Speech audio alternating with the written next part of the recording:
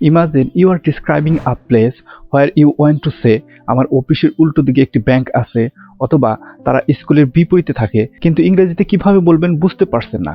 Hello everyone, welcome back to another video of our spoken English learning journey, where we make learning English simple, practical and truly effective. In today's class, we will learn a very common but extremely useful structure, opposite to.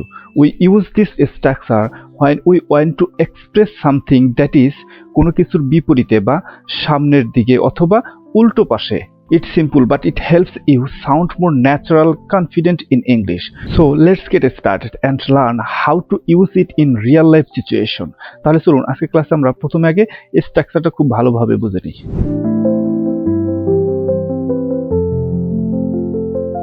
তাহলে এই হচ্ছে আমাদের আজকে ক্লাসের sense. দেখেন একটু সহজভাবে বোঝেন, সেটা হচ্ছে কি কোনো কিছুর বিপরীতে থাকলে আমরা কিভাবে কনভারসেশন করব সেটাই শিখব আজকের ক্লাসে। চলুন তাহলে আমরা এই সিচুয়েশনের স্ট্রাকচারটাকে শিখে নেই ভালোভাবে।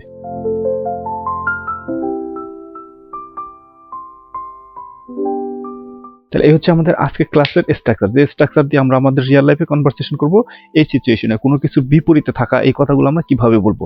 দেখেন স্ট্রাকচারটা যদি আমরা বুঝি, subject plus be verb plus opposite to plus noun, pronoun অথবা প্লেস, এই তিনটা থেকে যে কোনো একটি থাকবে। এখানে একটা জিনিস বোঝার বিষয় হচ্ছে কি বিভি অর্থ কি বি ভার্ব। বি ভার্ব কয়টি আশা করি আপনারা জানেন, কারণ আমি আমার প্রিভিয়াস কয়েকটি ক্লাসে আলোচনা করে আসছি। তারপর আমরা যদি শর্টভাবে আজকে ক্লাসের স্বার্থে শিখি, বি ভার্ব হচ্ছে 8টি, am is are was were be been being, এই 8টি হচ্ছে বি ভার্ব। তাহলে চলুন এখন আমরা এই স্ট্রাকচার দিয়ে এই সিচুয়েশনে কিভাবে স্মার্টলি কথা বলবো আমরা আমাদের রিয়েল লাইফে সেটাই শিখবো কিছু রিয়েল এক্সাম্পলের মাধ্যমে। চলুন তাহলে আমরা প্রথম রিয়েল এক্সাম্পলের মাধ্যমে শিখে নেই।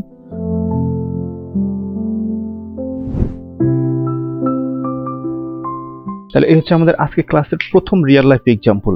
চলুন আমরা এক্সাম্পলটা ভালোভাবে বুঝে নিই যে এই স্ট্রাকচার অনুযায়ী কিভাবে গঠন হয়েছে এবং আমরা আমাদের রিয়েল লাইফে এই সিচুয়েশন এই স্ট্রাকচারের মাধ্যমে কিভাবে সেন্টেন্স গঠন করতে হবে এই স্ট্রাকচার বা এই এক্সাম্পলের মাধ্যমে আমরা বুঝে নিই। দেখেন সাবজেক্ট প্রথমে আসছে কি সাবজেক্ট দ্য স্কুল, তারপর হচ্ছে কি বি ভার্ব অপোজিট টু, তারপর হচ্ছে দেখেন এখানে নাউন প্রোনাউন থেকে যে কোনো একটি আছে, সেটা হচ্ছে কি প্লেস আছে।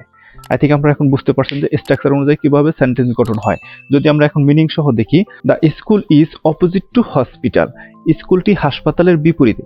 দেখেন আমাদের সিচুয়েশন হচ্ছে কি কোনো কিছুর বিপরীতে থাকলে আমরা কিভাবে কনভারসেশন করব। আই থিঙ্ক আপনারা এই এক্সাম্পলটি বুঝতে পারছেন। চলুন আমরা আরো কিছু রিয়েল লাইফ এক্সাম্পল দেখি।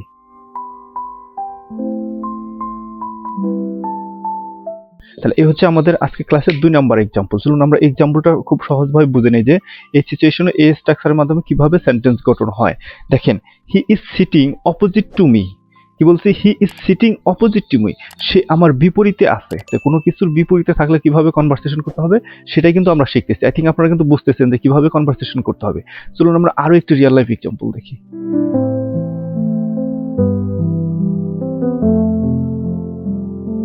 তাহলে দেখেন এই হচ্ছে আমাদের আজকে ক্লাসের 3 নম্বর রিয়েল লাইফ এক্সাম্পল। দেখেন এই এক্সাম্পলে আমরা যে সেন্টেন্সগুলো শিখতেছি এই সেন্টেন্সগুলো কিন্তু আমরা আমাদের রিয়েল লাইফে প্রতিনিয়তই বলে থাকি।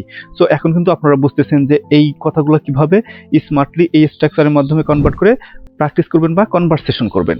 চলুন এখন আমরা 3 নম্বর এক্সাম্পলটা বুঝি। দেখেন his decision goes opposite to our plan, কি বলছি his decision goes opposite to our plan, তার সিদ্ধান্ত আমাদের পরিকল্পনার বিপরীতে যাচ্ছে।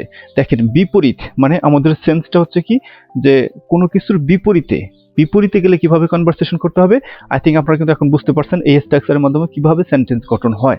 সো আমরা জাস্ট কিন্তু 3টা এক্সাম্পল দিয়ে বুঝতে পারলাম যে এই সিচুয়েশনে কিভাবে সেন্টেন্স তৈরি করে প্র্যাকটিস করতে হবে। এখন now it's your turn to practice. দেখেন এই স্ট্রাকচারটা খুব ভালোভাবে রপ্ত করার জন্য এটা টোটালি ডিপেন্ড করবে আপনার উপরে, কারণ আপনি ভিডিও দেখে জাস্ট যদি থেমে যান তাহলে কিন্তু আপনি ইংলিশে স্মার্টলি কথা বলতে পারবেন না। সো এখন আপনার কাজ হবে যে এই সিচুয়েশনের এই স্ট্রাকচারের মাধ্যমে আপনার রিয়েল লাইফ কনভারসেশন থেকে কিছু বাক্য তৈরি করবেন এবং এই স্ট্রাকচারের মাধ্যমে ইংলিশে কনভার্ট করে প্র্যাকটিস করবেন। তাহলে আপনি খুব সহজে ইংলিশে স্মার্টলি কথা বলতে পারবেন। So that's all for today's class. Thank you so much for staying with me till the end. I'll be back with more easy and useful English structures. Till then, keep practicing and keep believing in yourself.